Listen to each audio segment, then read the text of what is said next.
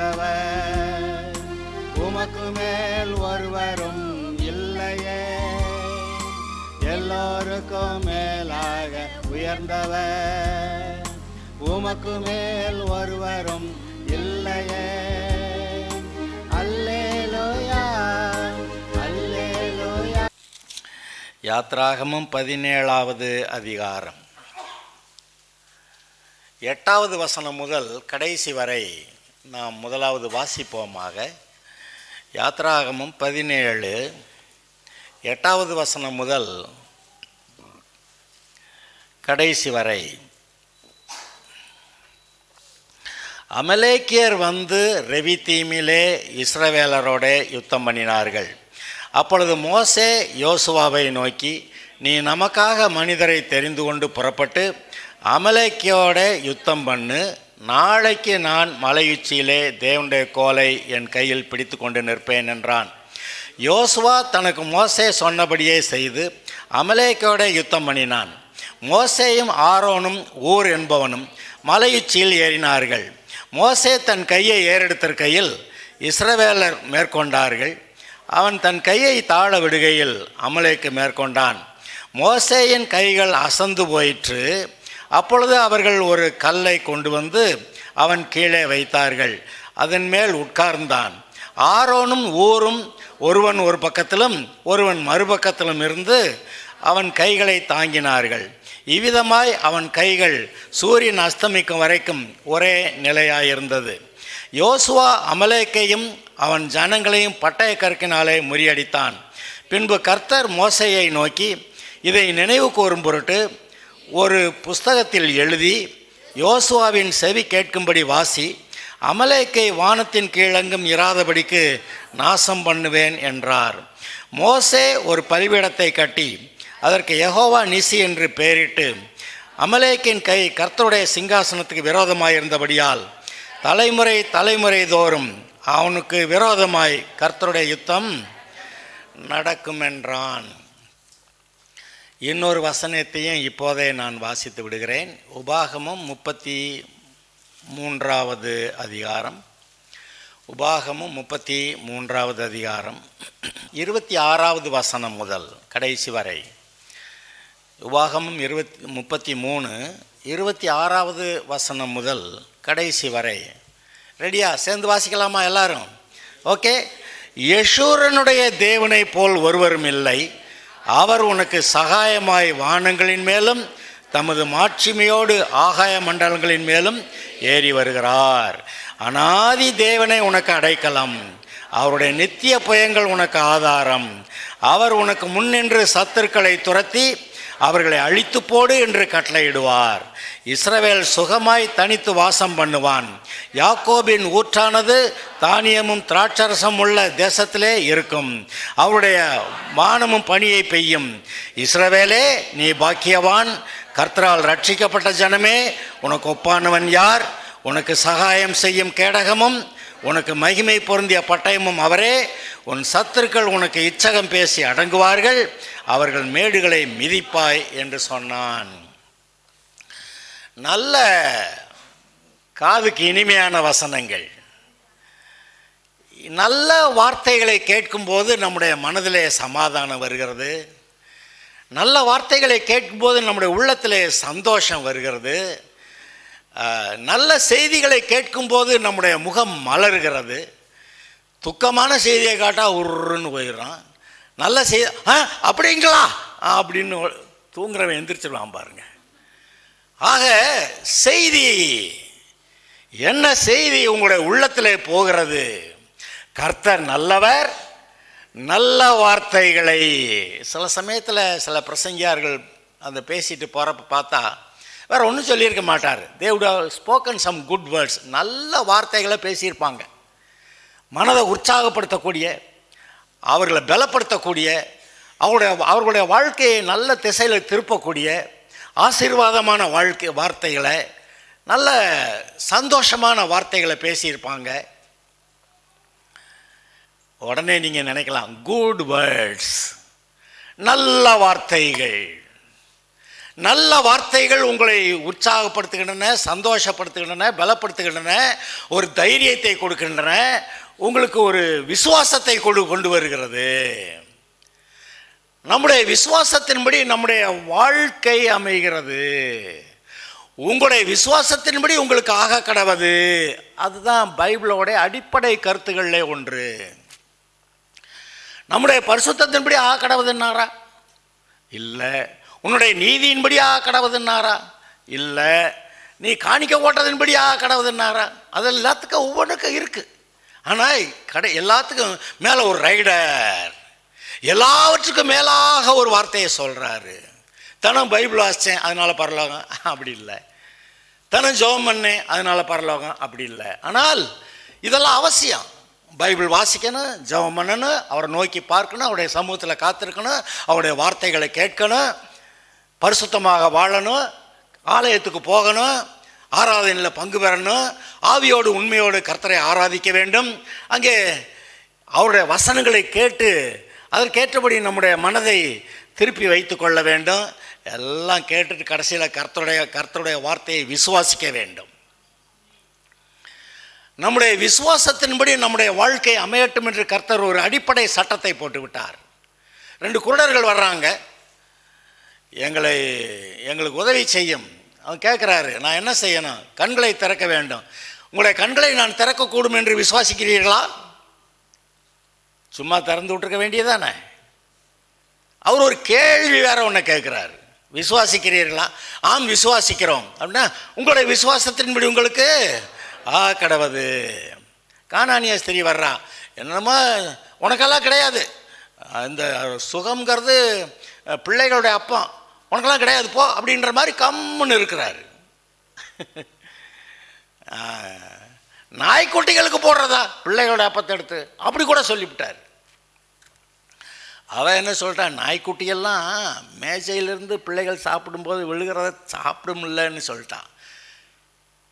இவளுக்கு இவரை விட்டு போக மனதில்லை. இவர்கிட்ட என்னமோ இருக்குது, இவர்கிட்ட கிடைக்கும், இவர் நிச்சயமாக சுகமாக்குவார், என் பிள்ளையை விடுதலை ஆக்குவார் அப்படின்னு தடை இருந்தபோது நம்ப முடியாது. அவரே சொல்கிறார், நான் உனக்கெல்லாம் உன் பிள்ளைக்கெல்லாம் சுகம் கொடுக்க மாட்டேன் அப்படிங்கிற அர்த்தத்தில் தான் சொல்கிறார். ஆனால் இவன் என்ன பண்ணுறா, மேஜையிலிருந்து விழுகிற துணிக்கைகளை நாய்க்குட்டிகள் தின்னுமே. ஆனால் கடைசிக்கு நான் ஒற்றேடி அடிச்சிட்டாரு. என்னன்னு, உன் விசுவாசம் பெரியது. ஆச்சரியம்.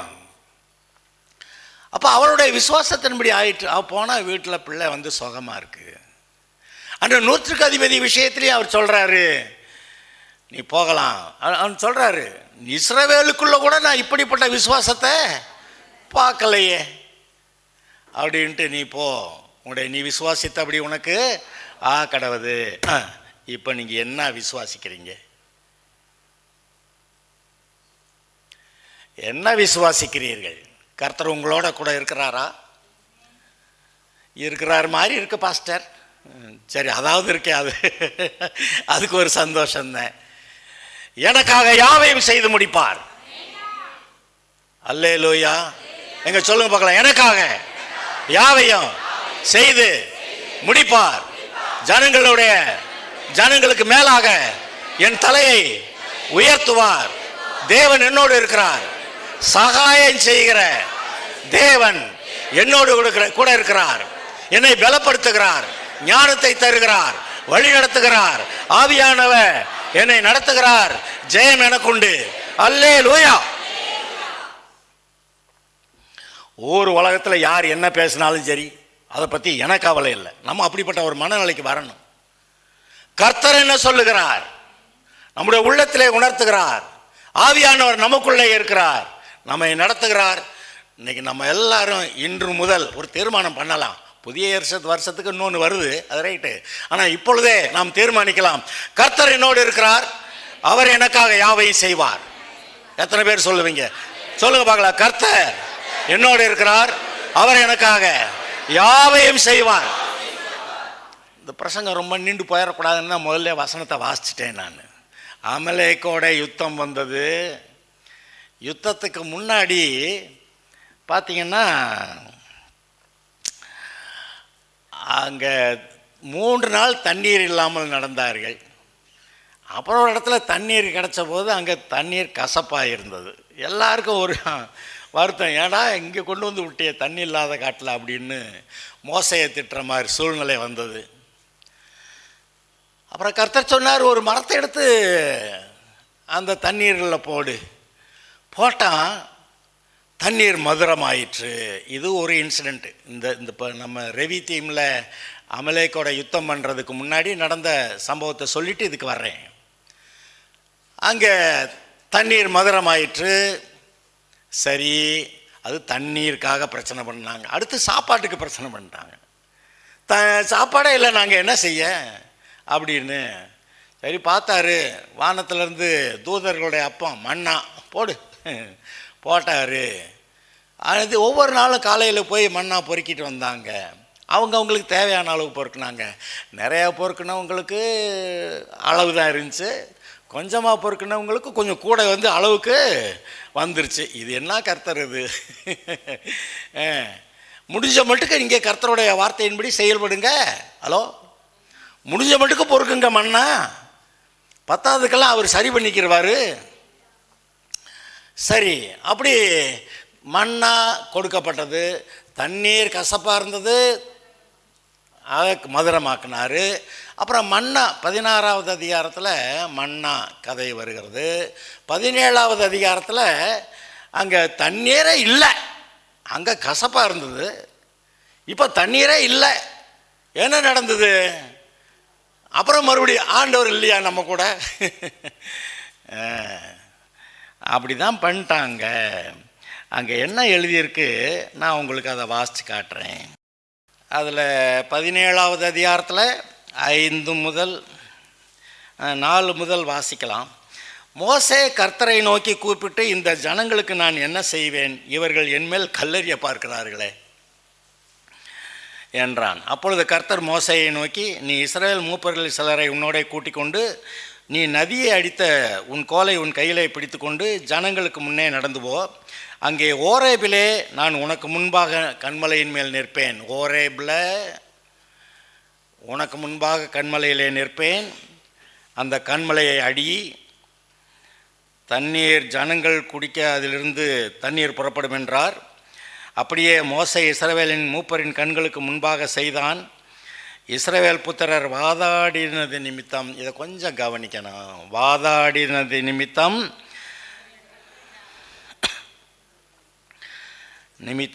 கர்த்தர் எங்கள் நடுவில் இருக்கிறாரா இல்லையா என்று அவர்கள் கர்த்தரை பரீட்சை பார்த்தது நிமித்தமும் அவன் அந்த ஸ்தலத்திற்கு மாசா என்றும் மேரிபா என்றும் பேரிட்டான். இது 2 விஷயத்தை நம்ம கொஞ்சம் கவனிக்கணும். 7வது வசனம், இஸ்ரவேல் புத்திரர் வாதாடினது நிமித்தமும். அடுத்து, எங்கள் நடுவில் இருக்கிறாரா இல்லையா. நான் உண்மையாக சொல்கிறேன், நம்முடைய வாழ்க்கையில் போராட்டங்கள், நஷ்டங்கள், உபத்திரவங்கள் வரும்போது கர்த்தர் நம்மோட கூட இருக்கிறாரா இல்லை என்ற கேள்வி நம்ம கேட்காமே அந்த இருதயத்தில் அது தோணும். அதை போடுறது வேற ஒரு ஆள். நம்ம கேட்காமே அந்த எண்ணங்கள் நம்முடைய இருதயத்தில் இருக்கிறாரா இல்லையா. அப்புறம் இவர் இல்லைன்னா அவனை பிடிச்ச மோசே, ஏன்டா எங்களை கொண்டு வந்து இங்கே விட்ட, அவனை கல்லெறிய பார்க்கிறார்களேன்னு அவன் சொல்கிறான். ஆக இவ்வளவு சூழ்நிலைகள் வந்த பிறகு செங்கடல்லாம் தாண்டி வந்தாங்க. இப்போ 3 நாள் வந்ததுனால அங்கே களைச்சி போச்சு, தண்ணீரில் கசப்பாக இருந்துச்சு, அதை மதுரமாக்கினார். சாப்பாடு அங்கே மண்ணாக கொடுத்தாரு.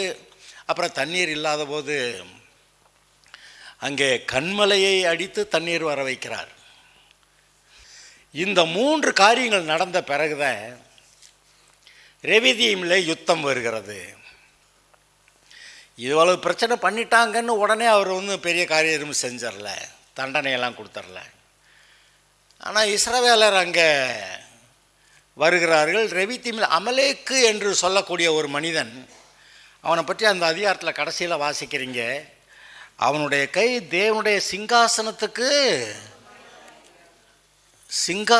விரோதமாக இருந்தபடியாலே இப்போ நேற்று அந்த கிறிஸ்மஸ் செய்தியில் சொல்லிக்கிட்டு இருந்தேன், அநேக தடைகளை தாண்டி இயேசுவானவர் நமக்காக பூமியிலே மனுஷனாய் பிறந்தார் என்று. அதாவது இந்த தடைகள் என்னவென்று நீங்கள் கவனித்தீர்கள் என்றால், தேவனுடைய திட்டத்தை ஒவ்வொரு இடத்துலையும் அடிக்கணும், காலி பண்ணணும். மனுஷனே இருக்கக்கூடாது, ஸ்திரீயின் வித்தே வரக்கூடாது என்று சொல்லி அவ்வளவு பிசாசு போராடினா, இங்கே இந்த இடத்துல நீங்கள் பார்த்தால் அது என்ன சொல்லுகிறது?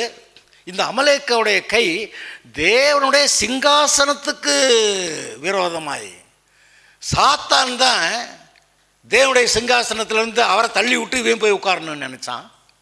இப்போ இந்த இடத்துல வசனம் சொல்லுகிறது, அங்கே அமலேக்கவுடைய கை தேவனுடைய சிங்காசனத்துக்கு விரோதமாக இருந்தது என்று.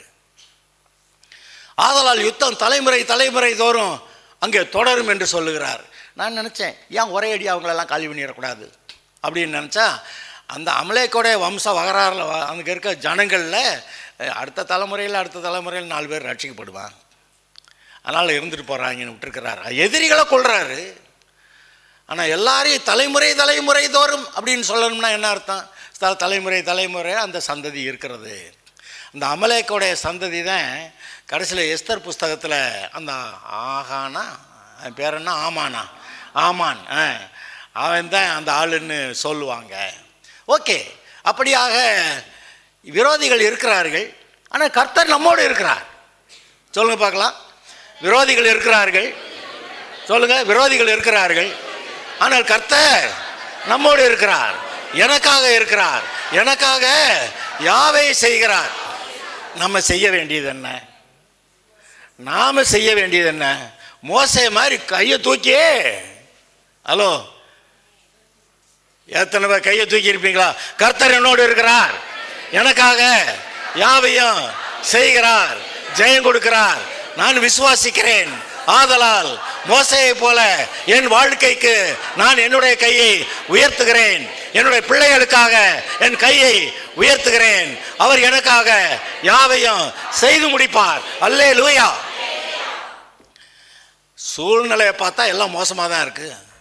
நம்ம உருப்படுறதுக்கு வழியே இல்லை, நம்ம பிழைக்கிறதுக்கு வழியே இல்லை. செத்தம்னு நினைக்கிறான். ஆனால் அவர் ஒரு நேரம் எழுப்பி விட்டுக்கிறாரு. செத்தாலும் எழுப்புவார். செத்தேன்னு சொன்ன எத்தனை பேர் எழும்பி இருக்கிறீங்க? அந்த சூழ்நிலையில், இந்த சூழ்நிலையில் கதை முடிஞ்சு போச்சு என்று நான் நினைச்சேன். ஆனால் கர்த்தர் என்னை காப்பாத்தினார். சொல்லியிருக்கீங்களா? இன்னமும் செய்வார், இன்னமும் செய்வார், முடிவு வரை இருந்து செய்வார், ஜெயம் கொடுப்பார், ஆசீர்வாதமாய் வைப்பார். அல்லேலூயா. அமலேக்க நாசம் பண்ணுவேன்னார், உங்களுடைய சத்துருக்களை நாசம் பண்ணுவேன்னார். அல்லேலூயா. சொல்லுங்க பார்க்கலாம். என்னுடைய சத்துருக்களை கர்த்தர் நாசம் பண்ணுவார். சில சமயத்தில் நம்ம நினைக்கிறேன், அவன்லாம் நான் நல்லா இருக்கேன், எனக்கு விரோதம் மும்பிட்டு பண்ண ஆண்டவரே, அவனை ஒரே பாரு ஆண்டவரே, அவனை போட்டு பார்க்கணும் ஆண்டவரே, அப்படியெல்லாம் நினைக்க தோணுது. நம்ம அதை சொல்ல வேண்டியது, அவரே போட்டு பார்த்துருவார். அல்லேலூயா. போட்டு பார்க்குறவர் இருக்கிறார். பழி வாங்குதல் எனக்குரியது, நானே பதில் செய்வேன் என்று சொல்லுகிறவர் இருக்கிறார். அவர் போடுறத போட்டு பார்த்துக்கிறவார். நம்ம போய் அதை செய்ய வேண்டியதில்லை.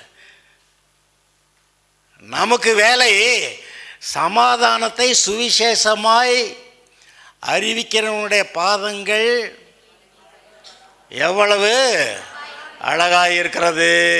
சமாதானத்தை சுவிசேஷமாய் அறிவிக்கிறவனுடைய பாதங்கள் எவ்வளவு அழகாக இருக்கிறது. சுவிசேஷம் அறிவிக்கிறீங்களா? சுவிசேஷம் அறிவிக்கிறீங்களா?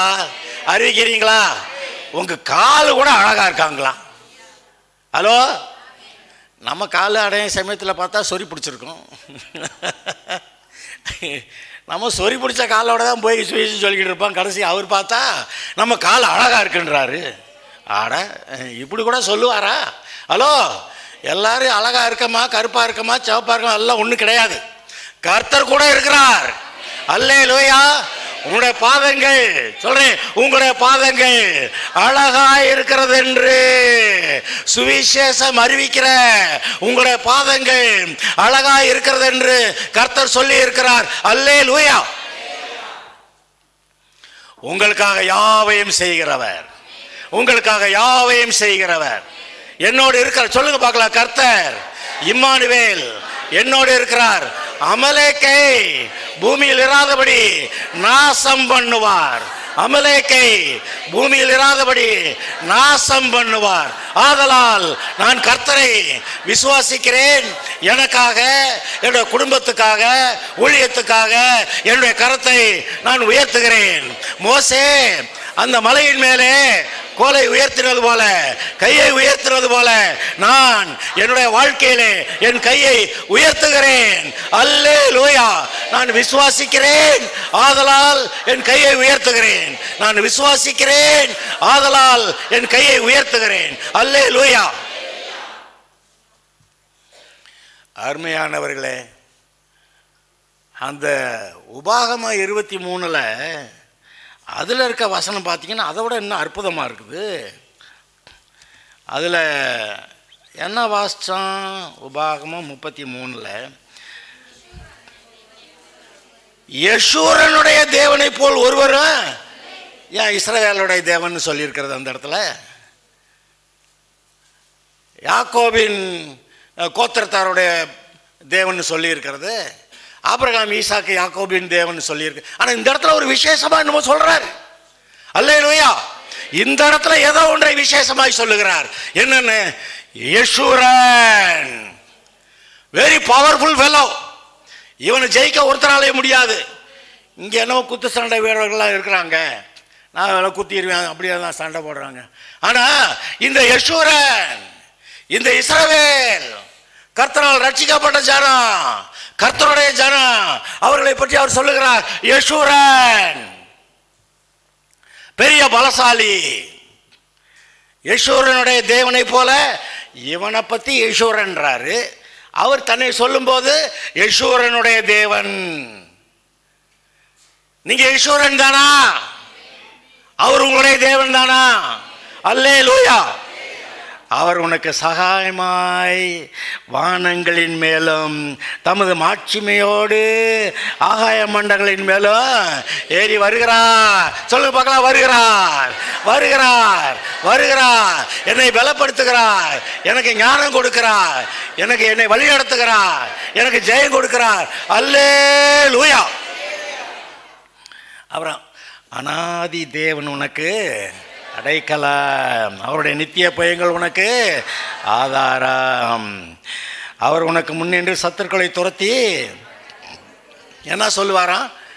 இந்த சத்துருக்களை அழித்து போடு, அழித்து போடு அப்படின்றாராம். என்னவா? பிட்டரிய அவர் பிடிச்சிக்கிட்டு அடிவன அப்படி சொல்றாராம். அப்படிதான் எழுதியிருக்கு. எழுதியிருக்கா? ஒரு வழியாய் வந்து 7 வழியாய் ஓடி போவார், சிதறி ஓடி போவார்கள். அப்புறம் பிட்டரிய 18வது சங்கீதம் வாசிங்க, பிட்டரியை பிடிச்சிக்கிட்டு அடி போடு அப்படின்னு சொல்லுவேன்றார். ஹலோ இருக்காரா? இருக்கிறாரா? உங்களுடைய சத்துருக்களை பிட்டரியை பிடிச்சிக்கிட்டு வரான், போடு அடின்னு வரான். ஹலோ, எல்லாம் ஆவிக்குரிய ரீதியில் விளங்குகிறது, உங்களுக்கு விளங்குகிறது, உங்களுக்கு விளங்குதுன்னு எனக்கு தெரியும், எனக்கு விளங்குகிறது. அல்லேலூயா. ஜெயம் கொடுக்கிற தேவன் உங்களோடு இருக்கிறார். அனாதி தேவனுடைய அடைக்கலம். இஸ்ரவேல் சுகமாய் தனித்து வாசம் பண்ணுவான். பல சமயங்களில் நாங்கள் யோசிப்போம், இந்த உலகத்து மக்களோட நம்ம ஒன்றும் விடுதலையாக பேச முடியலையே. பேசுனா அவங்க காரியத்தை தான், அவங்க பொய்யான, அந்த தவறான, அந்த மாயையான, அந்த அசுத்தமான, அந்த பாவமான, அந்த உலக ஆசை காரியங்களே பேசுவாங்க. நம்ம அவங்களோட சேர்த்துக்கிட்டு ஆமாம் ஆமாம் ஆமாம் ஆமாம் அப்படியா சொல்ல முடியும்? அதனால் அவங்களோட பேச முடியலை. அவங்க பேசின ஆரம்பித்த உடனே ஏதாவது பொய்யை பற்றி பேச ஆரம்பிக்கிறாங்க, தவறான காரியங்கள். அதனால் அவங்களோட ஐக்கியம் நமக்கு இல்லை. சில சமயத்தில் நமக்கு சொந்தமே இல்லைங்களா? எனக்கு நினைக்கிறீங்களா? எங்கள் ஊரில் ஹலோ, என் மக கல்யாணம் தான், மக இருக்குது, மக கல்யாணத்துக்கு எங்கள் ஊரில் இருக்குது எங்கள் சொந்தக்காரங்களுக்கெல்லாம் ஒருத்தருக்கு நான் பத்திரிக்கை கொடுக்கல. ஏன்? அவங்கெல்லாம் ஒன்று என்னை பார்த்தாவே ஏற இறங்க ஈவானெல்லாம் ஒரு ஆள் அப்படின்னு என்ன சொல்லப்பட்டிருக்கிறது? இஸ்ரவேல் சுகமாய் தனித்து வாசம் பண்ணுவார். இந்த ஆட்களோட ஐக்கியம் இல்லாமல் இருக்க வரைக்கும் தான் உங்களுக்கு சுகம். ஐயா, எங்கள் சொந்தத்தெல்லாம் விட்டுட்டு வந்துட்டு நான் என்ன செய்ய? வியாதி பிடிச்சிடும். அடங்கி இருக்க வேண்டியதான கர்த்தரோட கூட. இஸ்ரவேல் சுகமாய் தனித்து வாசம் பண்ணுவான். யாக்கோபின் ஊற்றானது தானியமும் திராட்சரசம் உள்ள தேசத்திலே இருக்கும். இருப்பீங்களா? சொல்லு பார்க்கலாம். என்னுடைய ஜனம், யாக்கோபின் ஊற்றுனா யாக்கோபுடைய பிள்ளைங்க. சொல்லுங்க பார்க்கலாம். என்னுடைய பிள்ளைகள், சொல்லுங்க, என்னுடைய பிள்ளைகள் தானியமோ திராட்சரசம் உள்ள தேசத்திலே இருக்கும். அவருடைய வானமோ பனியை பெய்யும். நடக்குதா? உங்களுக்கு தானே, வேற யாருக்கோவா? ஹலோ, சொல்லு. எனக்காக கர்த்தர் எனக்காக யாவை செய்கிறார். அடுத்து, இஸ்ரவேலே நீ பாக்கியவான். அடுத்த வசனத்தை எல்லாருமா சொல்லுங்க. ஹலோ, அவருக்கு ஒப்பானவர் தான் ஒருத்தரும் இல்லை. இதை கேட்டா இவர் என்ன சொல்றாரு? ரட்சிக்கப்படாதவங்க இல்லைங்க, அவங்கள ஓரம் கட்டிட்டாரு. ரட்சிக்கப்பட்டிருக்கீங்களா? ஹலோ, ரட்சிக்கப்பட்டிருக்கீங்களா? ரட்சிக்கப்பட்ட ஜனமே, உனக்கு ஒப்பானவன் யார்? உனக்கு ஒப்பானவன் யார்? கர்த்தர் கேட்கிறார். அவரே கேட்கிறார். நீங்க எப்படி இருக்கணும்? அப்ப அல்லேலூயா அப்படி சொல்லணுமா இல்லையா? இப்போ ஆண்டவரே நான் செத்து பொழைச்சிக்கிட்டு இருக்கிறேன் இல்லை, அவர் கூட இருக்கிறாரு. எழுந்துரு, வேக்கப். தூக்கத்தை விட்டு எழுந்துரு, மரித்தோரை விட்டு எழுந்துரு, அந்த பாவிகளை விட்டு எழுந்துரு, பாபிலோனை விட்டு வெளியே வா அப்படின்னு சொல்றாரு. பாபிலோனை விட்டு வெளியே வா, அங்கே அந்த ஜனங்களோட வாரிக்கொள்ளப்படாதபடிக்கு நீ அங்கே இருந்து வா அப்படி சொல்றாரு. அந்த ஜனங்களோட உட்காந்து வந்துட்டா அப்புறம் இங்கே நமக்கு இங்கே நம்ம கூட்டமெல்லாம் அப்படி பெருசாக இல்லாமல் இருக்கலாம். சபையில் நீங்கள் இருக்கீங்களே விசுவாசிகள், இங்கே நீங்கள் பரலோகம் போகிறவங்களோட ஐக்கியம் வச்சுக்கோங்க. செத்து நரகத்துக்கு போகிறவங்களோட என்னத்துக்கு ஐக்கியம்? அல்ல, அந்த சொந்தம் விட்டுறக்கூடாது. அவன் இங்கிட்டு வர்றது போல நீங்கள் அங்கிட்டு போயிடுவீங்க. நாங்கள் சொல்லுவோம், அந்த வடக்கையருக்குள்ள போட்டி இருக்குல்ல, வடக்கையர்கள் இருக்கிற போட்டியில் எவன் எந்த பக்கம் போவேன்னு தெரியாது. கடைசியில் போய் எங்கிட்ட விழுந்துருவாங்க. நீங்கள் வடக்கையர்கள் இருக்கிற போட்டிக்கு அந்த ஜனங்கள்கிட்ட போகாதீங்க. வந்தா வர்றான், வராட்டி போகிறான். ரட்சிக்கப்படட்டும், ரட்சிக்கப்படாட்டி போகட்டும் அவங்க நரகத்துக்கு. அல்லேலூயா. ஆமாம், ரட்சிக்கப்பட்ட ஜனமே உனக்கு ஒப்பானவன் யார்? அவர் தான் கேட்குறாரு, நானா சொல்கிறேன். அவர் சொல்றதாக தானே எழுதியிருக்கிறது. ரட்சிக்கப்பட்ட ஜனமே உனக்கு ஒப்பானவர் யார்? இப்போ இந்த விசுவாசிகளாக இருக்கிற நீங்கள் அநேகரால் இதெல்லாம் இவங்களெல்லாம் நமக்கு ஆகாது அப்படி ஒதுக்கி விடுவாங்க. முன்னையெல்லாம் ஐயோ என்ன இப்படி சொல்கிறாங்களே அப்படின்னு நினைப்பேன். இப்போ நல்லதப்பா நீங்கள் விளைவிக்கங்க, போங்கப்போ உங்கள் வேலையை பாருங்க.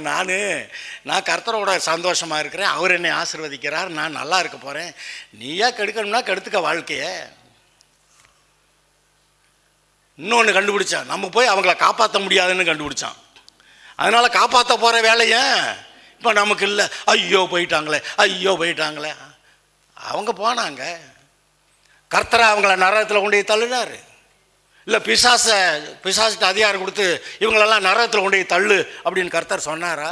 இல்லை, இவங்களா பிசாசு கூட சேர்ந்துக்கிட்டு அவன் ஒரு பாட்டு பாடுவான், இவங்க அவருக்கு கேத்தாப்புல டான்ஸ் ஆடிக்கிட்டு அந்த பிசாசு கூட டான்ஸ் ஆடிக்கிட்டே அங்கே போகிறது தான் நல்லா இருக்குது, அவங்களோட இருக்கிறதா நல்லா இருக்குது, அவங்களோட ஒரு ஃபீஸ்ட்டு, அவங்களோட திருவிழா கொண்டாடலாம், அங்கே கடை அடிக்கலாம், போகலாம், சாப்பிடலாம், என்ஜாய், தண்ணி ஓடலாம், அப்படி போய்கிட்டே இருந்தால் கடைசியில் ஒரு நேரம் பார்த்தா திடீர்னு நரகத்தில் ஐயையோ விவரம் இல்லாமல் போயிட்டேனே. இப்போ விவரம் தெரிகிறப்ப நரகத்தில் எல்லாம் இருக்கீங்க. அதுக்கு தான் இங்கே சொல்கிறான், இப்போதே விழித்து கொள்ளுங்கள். விழித்து கொண்டவர்கள் தான். அதுலேயே போகிறவர்கள், அந்த மயக்கத்திலே போகிறவங்க தான். ஒன்றும் அதை பற்றி கவலைப்படாதீங்க, யாரை பற்றியும் கவலைப்படாதீங்க. கர்த்தர் உங்களோடு கூட இருக்கிறார். அல்லேலூயா. இஸ்ரவேலே நீ பாக்கியவான், கர்த்தரால் ரட்சிக்கப்பட்ட ஜனமே உனக்கு ஒப்பானவன் யார்? உனக்கு சகாயம் செய்யும் கேடகமும் மகிமை பொருந்திய பட்டயமும் அவரே. உன் சத்துருக்கள் உனக்கு இச்சகம் பேசி அடங்குவார்கள். எதிர்பார்க்குறீங்களா? இது நடக்க போகிறது, எல்லாருக்கும் நடக்க போகிறது. உன்னுடைய சத்துருக்கள் உனக்கு இச்சகம் பேசி அடங்குவார்கள், அவர்கள் மேடுகளை மிதிப்பாய். அல்லேலூயா.